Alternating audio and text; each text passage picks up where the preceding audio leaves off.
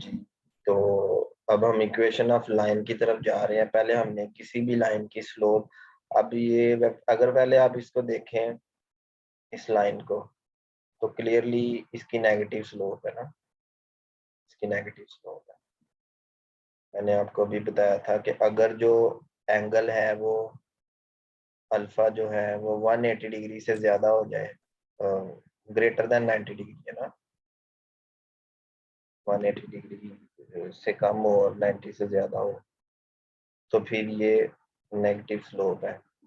तो अब हम बात करते हैं कि derivation of standard form of equation of straight line. तो स्ट्रेट लाइन की इक्वेशन को आप कैसे हासिल कर सकते हैं? तो उसमें जो एक्स इंटरसेप्ट है, एक्स इंटरसेप्ट का मतलब है, सिंपल सी बात है कि जैसे ये आपके पास कोऑर्डिनेट सिस्टम है और इस कोऑर्डिनेट सिस्टम पे आप मान लें कि ये एक लाइन है। तो जो ये लाइन है, जिस पॉइंट पे एक्स एक्सिस को ये टच करेगी, उस पॉइंट को हम मानेंगे एक्स इंटरसेप्ट।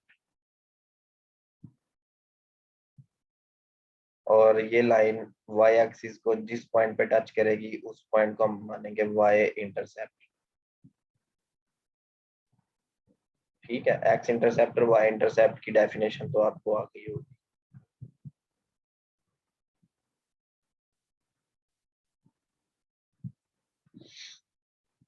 तो उसके बाद ये इंटरसेप्ट हो गए। उसमें जो पहला पॉइंट है वो है जी slope intercept form of equation. तो स्लोप इंटरसेप्ट फॉर्म जो होती है वो होती है y is equal to m x plus c, y is equal m x plus c. इसको स्लोप इंटरसेप्ट फॉर्म कहते हैं किसी भी इक्वेशन की। और जैसे देखें अभी हमारे पास ये इक्वेशन एग्जांपल 1 है। पहले मैं आपको ये बता दूं कि जो इक्वेशन है जी y is equal m x plus c, इसमें जो y इंटरसेप्ट है, y इंटरसेप्ट वो हमारे पास आएगा अगर हम x को 0 पुट करेंगे। मतलब कि 0 जब आप पुट करेंगे तो m टाइम 0 0 हो जाएगा और y की वैल्यू c आ जाएगी। तो 0 कॉमा c, ये जो 0 c है इसको हम y इंटरसेप्ट कहते हैं। ठीक है, और x इंटरसेप्ट आएगा अगर हम y को 0 पुट करेंगे, तो वो मेरा ख्याल है कि माइनस सी ओवर एम आ जाएगा। तो अगर इसी एग्जांपल को देखें, find an equation of straight line if slope is 2 and y intercept is 5। तो y इंटरसेप्ट क्योंकि c की वैल्यू है और स्लोप जो है वो m है, तो सिंपल आप y is equal m x plus c में इसकी वैल्यू पुट करेंगे तो ये आ जाएगा 2x प्लस 5। तो ये equation of slope, equation of line आ गई। ठीक है, अब इसी तरह पॉइंट नंबर बी में अगर देखें, कह रहा है it is perpendicular to a line. मतलब जो लाइन आप फाइंड करना चाह रहे हैं वो किसी दूसरी लाइन के परपेंडिकुलर है और उस दूसरी लाइन की जो स्लोप है -6 है। मतलब जो लाइन आप फाइंड करना चाह रहे हैं L1 है, L1 वो लाइन है जो आप क्या करना चाह रहे हैं, 6 टू फाइंड। और जो डाटा गिवन है आपके पास वो आपके पास किसी दूसरी लाइन का है, अनदर लाइन। अब दूसरी लाइन की जो स्लोप है वो जाहिर है m2 होगी, क्योंकि कोई दूसरी लाइन L2 है, m2 की वैल्यू -6 है। और उस दूसरी लाइन का जो y इंटरसेप्ट है वो 4/3 है। तो उस दूसरी लाइन का जो y इंटरसेप्ट है वो 4/3 है। तो अब आपने इस दूसरी लाइन को यूज करके जो फर्स्ट लाइन है उसकी इक्वेशन आपने फाइंड करनी है। तो आपको पता होगा कि जब दो लाइंस आपस में परपेंडिकुलर होती हैं तो m1 m2 जो है वो -1 के इक्वल होता है। यहाँ पे अगर आप m2 को यूज करेंगे तो आपके पास पहली लाइन की स्लोप आ जाएगी। अगर आप -6 को यहाँ पे पुट करें तो वो यहाँ से डिवाइड हो जाएगा, तो पहली लाइन की स्लोप आ जाएगी 1/6। ठीक है, देख लें यही है। सही है 1/6। और मजीद जो है आपके पास अब y इंटरसेप्ट को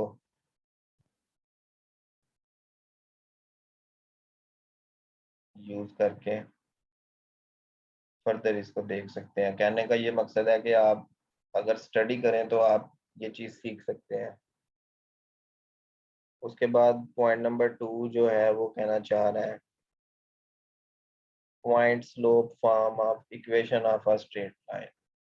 अब पॉइंट स्लोप फॉर्म है, तो पॉइंट स्लोप फॉर्म ये है। पॉइंट स्लोप फॉर्म के लिए आपको कौन कौन सी चीजों की जरूरत होती है वो मैं आपको पहले लिख देता हूँ।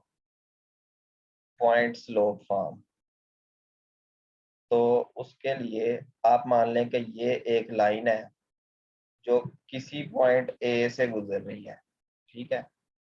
तो हम कह लेते हैं कि थ्रो ए, थ्रो ए, और ए के कोऑर्डिनेट्स आप मान लें कि x1 और y1, क्योंकि ये पॉइंट है तो इसके ये कोऑर्डिनेट्स होंगे x1 x एक्सिस पे और y1 y एक्सिस पे। और किसी दूसरे पॉइंट बी में से भी वो लाइन गुजर रही है, ठीक है, और इसके कोऑर्डिनेट्स एक्स वाई मान। इंटरनेट प्रॉब्लम थी, मैं दोबारा से स्क्रीन शेयर कर दूं। अच्छा जी, बताएं जरा, स्क्रीन नजर आ रही है और आवाज आ रही है सबको?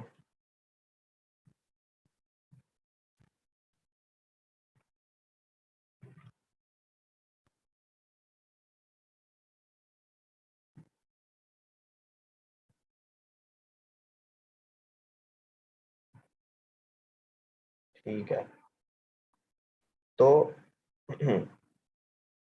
आपको सबसे पहले नंबर पे वो पॉइंट चाहिए जहां से लाइन गुजर रही है, ठीक है। उसको आपने कर लेना है फिक्स, जो कि x1 y1 है। उसके बाद जो दूसरा पॉइंट है, इन दोनों पॉइंट्स की हेल्प से आपने स्लोप फाइंड कर लेनी। स्लोप m,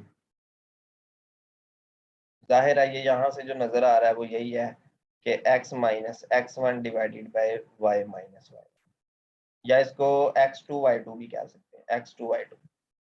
तो आपको एक पॉइंट चाहिए, स्लोप चाहिए, और फार्मूला ये है कि इसको आप अगर x2 y2 कहें तो ज्यादा बेहतर है, x2। तो फार्मूला जो बनेगा पॉइंट स्लोप फॉर्म का, वो ये बनेगा जी, y minus y1 is equal to m x minus x1। तो ये इक्वेशन ऑफ लाइन का फार्मूला है, ठीक है। तो इसके जरिए आप दो पॉइंट्स को यूज करके फाइंड कर सकते हैं।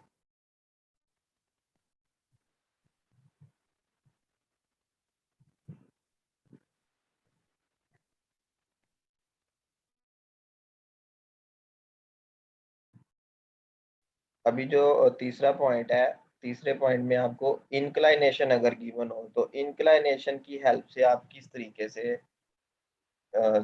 मतलब कि अगर मैं आपको कह दूं कि एक लाइन है, ठीक है, इस लाइन का एक्स एक्सिस के साथ जो एंगल है वो अल्फा है, ठीक है, और वो जो लाइन है वो इस पॉइंट पी में से पास कर रही है।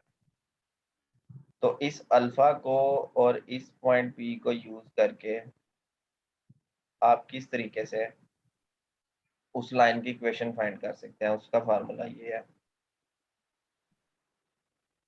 y minus y1 over x minus x1 is equal to tan alpha, ठीक है। तो फर्दर आप ये तीनों कैटेगरीज मैंने आपको बता दी हैं। कैटेगरी नंबर 2 में आपके पास दो पॉइंट्स होंगे, कैटेगरी नंबर 1 में आपके पास स्लोप और y इंटरसेप्ट होगा, और कैटेगरी नंबर 3 में आपके पास इंक्लाइनेशन की वैल्यू होगी।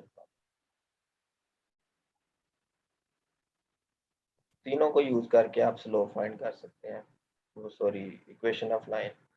और जो ये 2 पॉइंट फॉर्म, ये जो 2 पॉइंट फॉर्म है,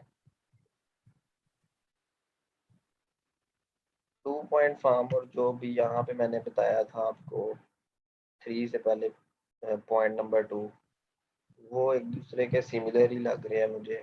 मेरा ख्याल है कि यहाँ पे आपको स्लोप गिवन होगी और पॉइंट नंबर 4 में आपको स्लोप फाइंड करना पड़ेगी।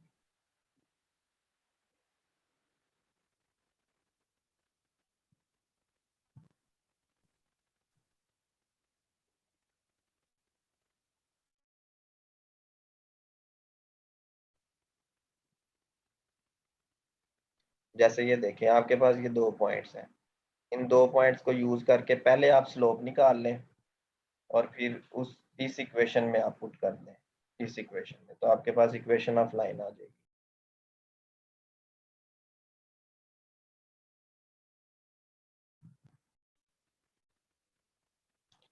अब इंटरसेप्ट फॉर्म की जो डेफिनेशन है वो ये है कि अगर ए जो है वो एक्स इंटरसेप्ट है और बी जो है वो वाई इंटरसेप्ट है, तो दोनों इंटरसेप्ट्स को यूज करके X over A plus Y over B equal to 1, इस फार्मूला से भी आप इक्वेशन ऑफ लाइन फाइंड कर सकते हैं।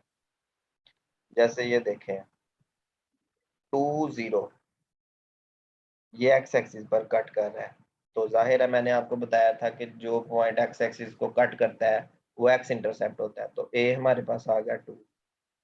इसी तरह वाई एक्सिस को जो कट कर रहा है वो 0 - 4 है, तो ये वाई इंटरसेप्ट आ गया, बी आ गया -4। ए और बी आप यहाँ पे पुट करें, x/2 प्लस y/-4 इक्वल 1, तो इसको हम बोलेंगे intercept form of equation of straight line. उसको सिंप्लीफाई करें तो आपके पास ये आंसर आ जाएगा। ये इसमें मिस प्रिंट किया हुआ है, आप बुक से देखेंगे, टेक्स्ट बुक से, तो आपको क्लियर नजर आ जाएगा।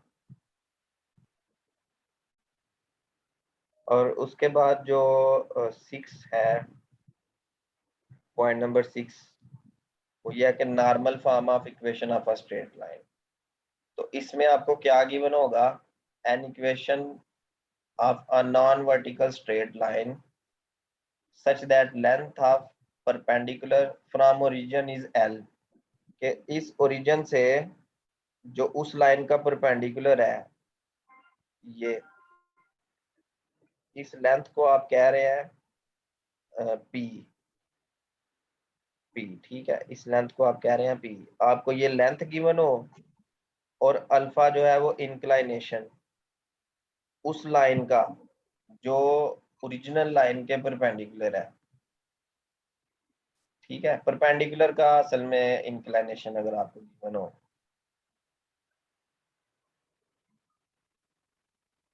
तो उसका फार्मूला होगा x cos alpha plus y sine alpha is equal to p. और जबकि पी जो है ना यहाँ पे वो फासला है, ये मैं आपको दोबारा से बता दूं, एक सेकेंड, आपको क्लियरली समझ आ जाएगी।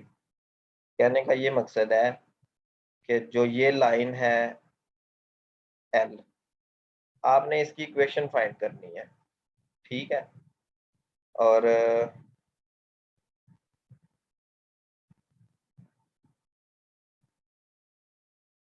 ये एक्स एक्सिस है और ये वाई एक्सिस है और ये आपके पास ओरिजिन है। फाइंड आप करना ये चाह रहे हैं कि इस लाइन एल की आप इक्वेशन फाइंड करना चाह रहे हैं, ठीक है। अब ओरिजिन से इस लाइन का जो परपेंडिकुलर डिस्टेंस है, इसका कलर मैं यहाँ पे जो है ना वो थोड़ा सा ग्रीन कर देता हूं। ये इस फासले को आप कह रहे हैं पी, ये जो फासला है, और इस पी को, और इसी ये जो परपेंडिकुलर है तो यहाँ पे 90 डिग्री होगा, ये जो है ना ये वाला एंगल ये 90 डिग्री होगा, और इसी परपेंडिकुलर लाइन का जो इंक्लाइनेशन है वो अल्फा है। जस्ट आपको ये डाटा गिवन है, ये वाली लेंथ गिवन है और ये अल्फा गिवन है, इन दोनों को यूज करके मैं यहाँ पे नंबरिंग कर देता हूँ, पॉइंट पी को और अल्फा को, ये दो चीजों को यूज करके आप इस लाइन एल की इक्वेशन फाइंड करना चाहते हैं, तो उसका जो फार्मूला है वो ये है x cos alpha plus y sine alpha, और वो पी के इक्वल आ जाएगा, ठीक है। तो अगर आप इस फार्मूला में वैल्यू पुट कर देंगे तो आपके पास एल की वैल्यू आ जाएगी, लाइन की वैल्यू आ जाएगी। ठीक है, ये 6 टोटल फार्मूलाज हैं। जैसे ये देखें एग्जांपल 6, इसमें वो कह रहा है कि जो लेंथ ऑफ परपेंडिकुलर है, वही जो पी की वैल्यू है, वो क्या है 5 यूनिट्स, मतलब के 5। और इसी लेंथ ऑफ परपेंडिकुलर, ये जो परपेंडिकुलर लाइन है, इस परपेंडिकुलर लाइन की इंक्लिनेशन कितनी है 120 डिग्री। तो अल्फा जो है वो 120 डिग्री ये लिखा हुआ है। तो अल्फा और पी को यूज करेंगे इसमें, साइन 120 और cos 120 की वैल्यू सिंप्लीफाई करेंगे तो ये आपके पास इक्वेशन ऑफ लाइन आ जाएगी। ठीक है, इसको हम इस फॉर्म में भी लिख सकते हैं, y is equal m x plus c. तो अभी तक जो हमने पढ़ा है ना, वो यही पढ़ा है कि आप इक्वेशन ऑफ लाइन किस किस तरीके से फाइंड कर सकते हैं।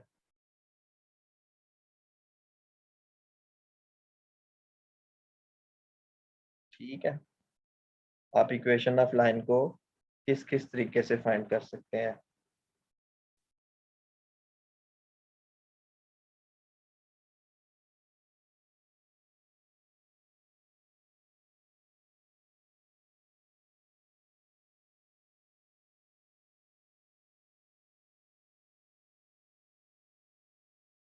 जी, position of a point with respect to a line.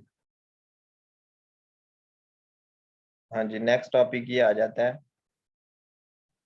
किसी भी पॉइंट की पोजीशन क्या होगी किसी भी लाइन के respect with respect to a line. तो अब मान लें कि आपके पास a x plus b y plus c, a x plus b y plus c. ठीक है, ये आपके पास एक लाइन है, a x plus b y plus c, ये इक्वेशन ऑफ लाइन है। और कोई पॉइंट पी आप चेक करना चाह रहे हैं कि ये इस लाइन के अबव है या बिलो है। बिलो का मतलब है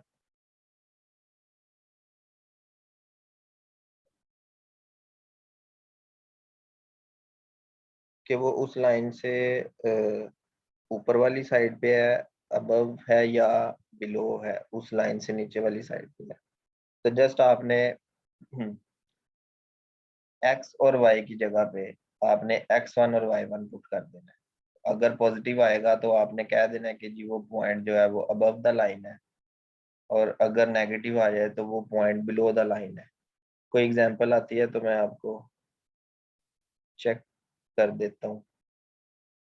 जैसे ये देखें एग्जांपल 1, -2 4। हम इस पॉइंट को चेक करते हैं, -2 4। ठीक है, और जो लाइन है वो 4x प्लस 5 है -3।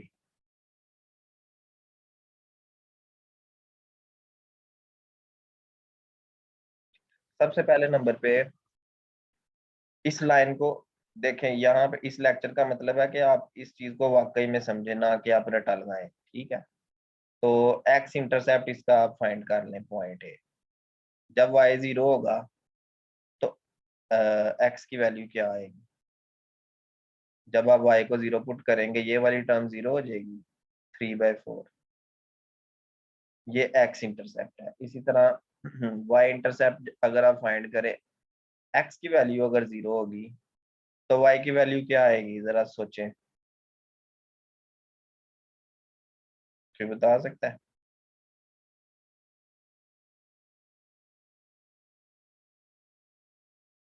अगर x 0 होगा तो y 3/5 आ जाएगा। ठीक है, हाँ जी ठीक है। इसको जरा पॉइंट्स में हम चेंज कर लेते हैं। 3/4 क्या होगा, कैलकुलेटर।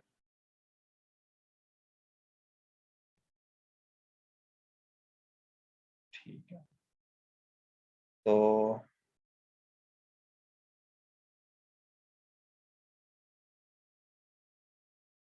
कैलकुलेटर बंद हो गया।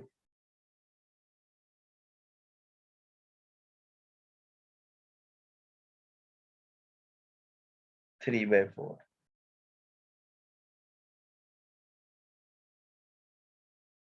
ये 3/4 क्या होता है, आप लोग जरा देखें।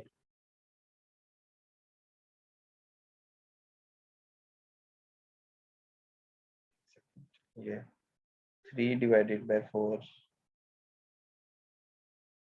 0.8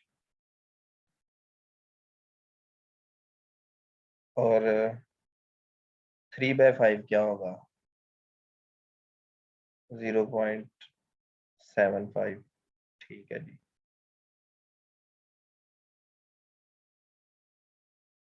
ओके, तो जो एक्स इंटरसेप्ट है अगर ये 1 हो तो 0.8 ये यहाँ पे होगा, ये एक्स इंटरसेप्ट आ जाएगा।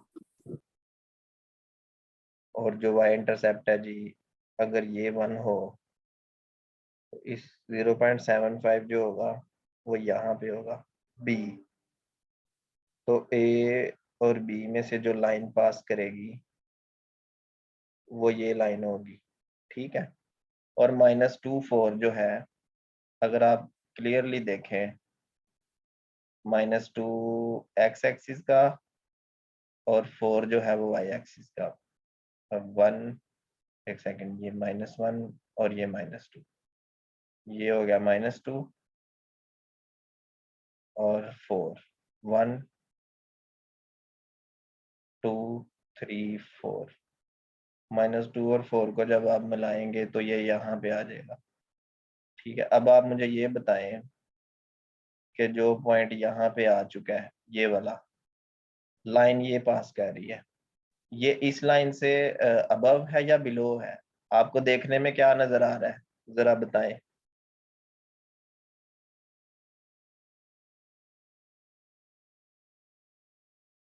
1 मिनट, 3/4 0.75 कैसे हो गया जी? 3/4 ये देखें जरा, 0.8 नहीं होता?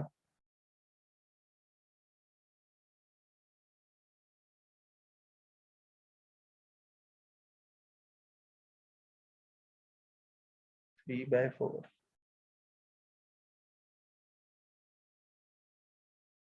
0.8 नहीं है? राउंड करके चले, राउंड करके ही सही। तो अबव है। अब आप इसको इस यहाँ पे पुट करें, 4 × -2 +5 × 4 -3, यह आ गया -8 +20 -3। तो -8 -3 -11 +20 = 9। 9 इज ग्रेटर देन 0। तो अकॉर्डिंग टू थ्योरी, जब हमारे पास ग्रेटर देन 0 आ जाए तो अबव द लाइन होगा। और हमने इसको वाकई ड्रॉ करके भी देखा है कि ये पॉइंट वाकई अबव द लाइन है। ठीक है, बात समझ आ रही है जी सबको या नहीं समझ आ रही?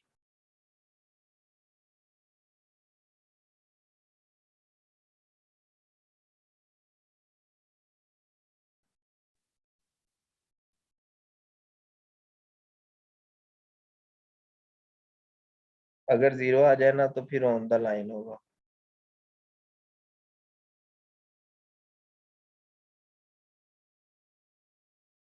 उसके बाद जी 4.4, 4.4 जो है, 4.4 में असल में 2 और 3 स्ट्रेट लाइंस का जिक्र है। तो जो ज्यादा इंपॉर्टेंट है आपके लिए वो है जी 2 स्ट्रेट लाइंस वाली बात। ठीक है, 2, आपने 2 वाला जो है ना वो टॉपिक पीपीएससी के वाले से इसको आपने अच्छे से प्रिपेयर करना है। तो 2 स्ट्रेट लाइंस में मैंने आपको पहले भी बताया था कि या वो पैरेलल होंगी 2 लाइंस, या वो परपेंडिकुलर होंगी, या इसके अलावा कोई उनमें एंगल होगा। ठीक है, तो अगर वो 2 लाइंस पैरेलल होंगी तो दोनों की स्लोप्स इक्वल होंगी, अगर परपेंडिकुलर होंगी तो आपके पास ये वैल्यू आ जाएगी, अदरवाइज उनमें कोई ना कोई एंगल होगा। तो अब देखें जी, मैं आपको कहता हूँ कि ये हमारे पास कोऑर्डिनेट सिस्टम है, ये हमारे पास एक लाइन है L1। ठीक है, ये हमारे पास दूसरी लाइन है L2। L1 और L2 यहाँ पे इंटरसेक्ट कर रही हैं, इसको पॉइंट ऑफ इंटरसेक्शन बोलेंगे। तो इस पॉइंट ऑफ इंटरसेक्शन को अगर आपको कहा जाए कि आप फाइंड करें, तो बहुत ही सिंपल सी बात है।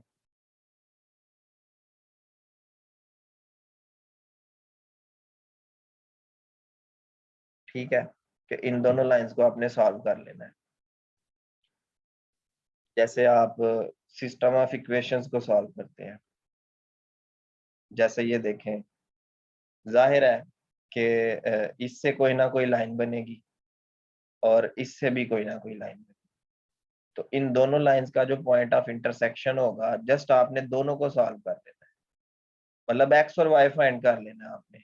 ठीक है, तो एक्स और वाई फाइंड करने के लिए यहाँ से एक्स की वैल्यू निकाल के यहाँ पे पुट करेंगे तो वाई की वैल्यू आ जाएगी, और वाई की वैल्यू यहाँ पे पुट करेंगे तो एक्स की वैल्यू आ जाएगी। तो ये देखिए एक्स और वाई हमारे पास आ चुका है।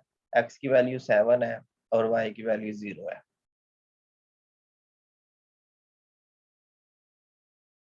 अब यहाँ पे एक और चीज है, अगर तीन तीन स्ट्रेट लाइंस हो और तीनों लाइंस जो है कॉन्करेंट हो। कॉन्करेंट का मतलब है कि तीनों आपस में पैरेलल हो।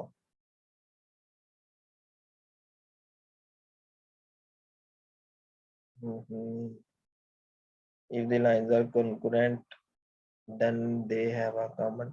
हाँ जी, तो कॉन्करेंट का ये मतलब है कि तीनों किसी एक पॉइंट में से गुजर रही हो।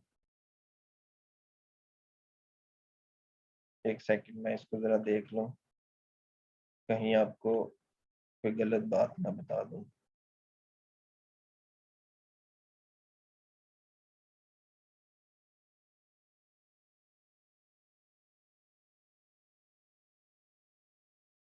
ठीक है, बिल्कुल सही बात है। कॉन्करेंट का मतलब है कि जो तीनों लाइंस है ना, वो एक सिंगल पॉइंट में से गुजरी। जैसे ये एक लाइन है, ये दूसरी लाइन है और ये कोई तीसरी लाइन है। अगर तीनों लाइंस एक पॉइंट में से गुजरेंगी तो इस चीज को हम बोलेंगे पॉइंट ऑफ कॉन्करेंसी। ठीक है, तो इस एक पॉइंट को आप इजीली फाइंड कर सकते हैं। आप कोई सी दो लाइंस को सॉल्व करें, पॉइंट ऑफ इंटरसेक्शन अगर आप फाइंड कर लेते हैं, लेकिन उससे पहले आपने ये डिटर्मिनेंट चेक कर लेना है कि एक्स के तीनों कोफिशिएंट्स, वाई के तीनों कोफिशिएंट्स और ये जो कांस्टेंट्स हैं, उन तीनों को आपने इस डिटर्मिनेंट में पुट करना है, इसको सॉल्व करना है। अगर 0 आ जाएगा तो तीनों लाइंस कॉन्करेंट होंगी। फिर आपने कोई सी दो लाइंस को सॉल्व करके तो यहाँ से पॉइंट ऑफ इंटरसेक्शन फाइंड कर दें। ठीक है,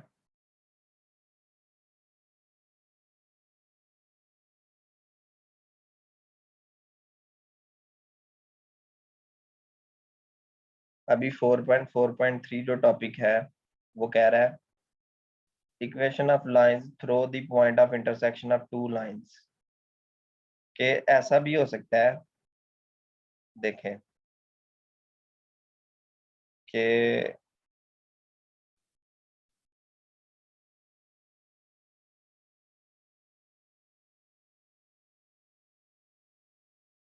जैसे ये देखें, एग्जाम्पल 2 की स्टेटमेंट से आपको जो सिनेरियो है ना वो समझ आ जाएगा।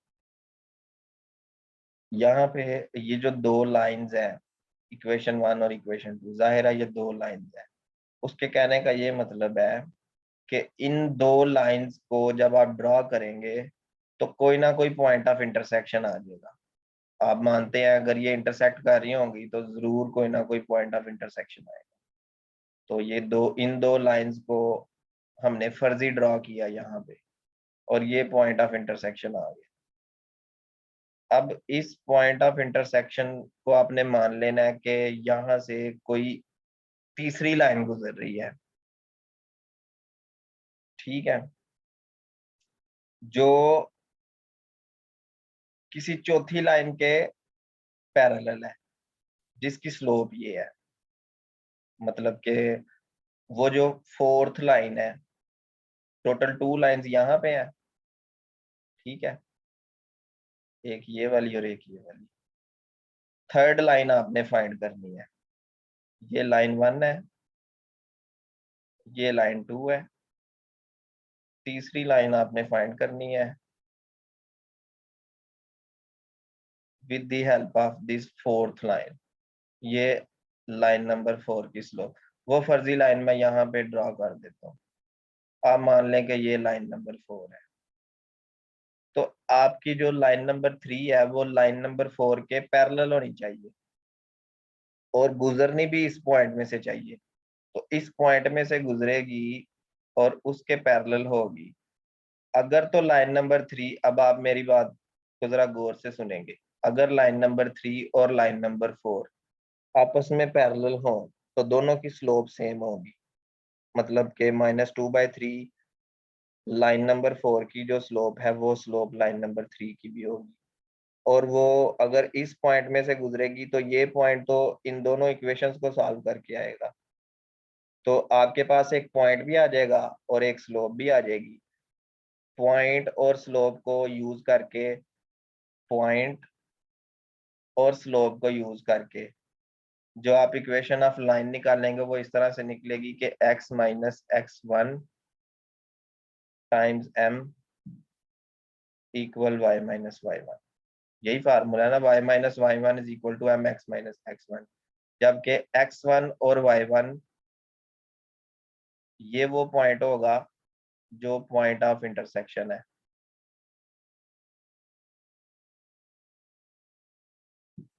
ठीक है, कहने का ये मतलब है कि ये जो पॉइंट होगा, ये पॉइंट होगा जी x1 और y1, और ये आपके पास आएगा इन दोनों लाइंस को सॉल्व करके। ये सारा इसलिए मैंने आपको बताया कि आप सिनेरियो को समझें।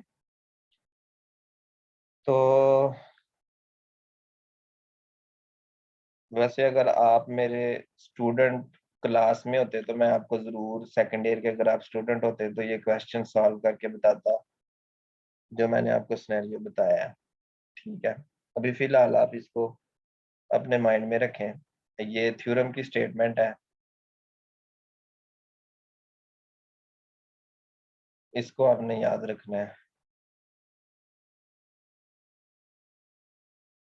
और एक ये स्टेटमेंट है, एटलीस्ट आपका एफएससी अच्छे अच्छे तरीके से तैयार होना चाहिए।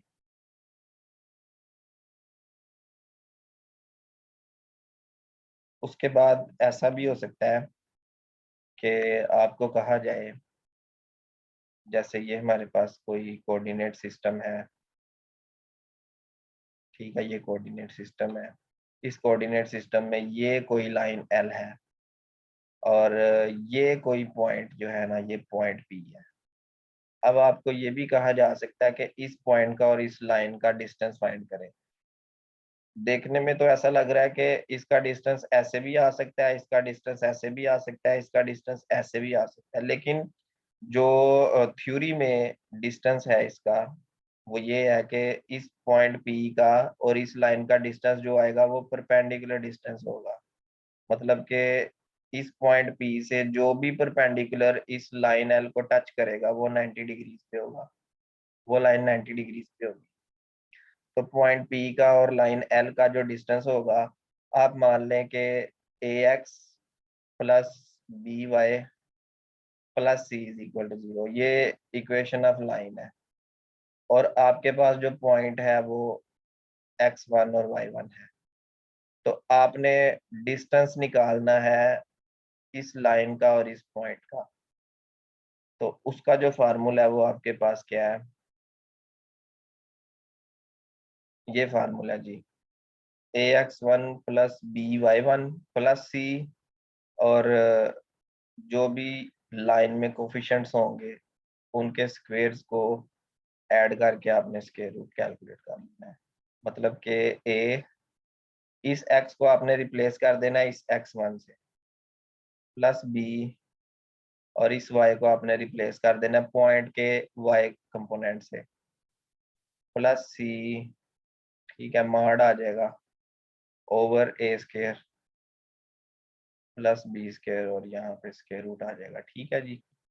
तो ये distance of a point and a line है। और याद रहे कि पॉइंट का और लाइन का जो डिस्टेंस है, यहाँ पे डायग्राम में भी हमें क्लियरली नजर आ रहा है कि ये जो डिस्टेंस होगा, ये परपेंडिकुलर डिस्टेंस होगा, ये 90 डिग्रीज का एंगल बन रहा होगा इस पॉइंट में और इस लाइन के दरमियान जो परपेंडिकुलर होगा वो ये होगा आपके पास, ये वाला। ठीक है जी, कोई क्वेश्चन हो किसी का इस सिलसिले में?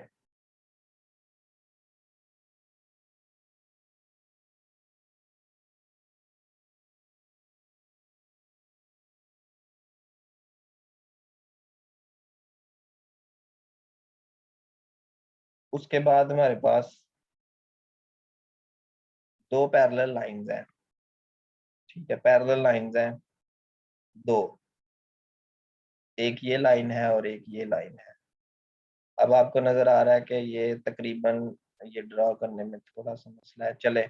ये दो पैरेलल लाइंस है, इन दोनों लाइंस के दरमियान डिस्टेंस तो कांस्टेंट रहेगा, चाहे आप इस तरह से, लेकिन ये परपेंडिकुलर गिरना चाहिए यहाँ पे, ये डिस्टेंस हो। अगर आप कहें ना कि ये डिस्टेंस है तो ये डिस्टेंस नहीं होगा, this is not a distance. Distance होगा परपेंडिकुलर डिस्टेंस, जो 90 डिग्रीज का एंगल बना रहा होगा यहाँ। मैं आपको लिंक सेंड करता हूँ, फिर हम इसको मजीद डिस्कस करते हैं।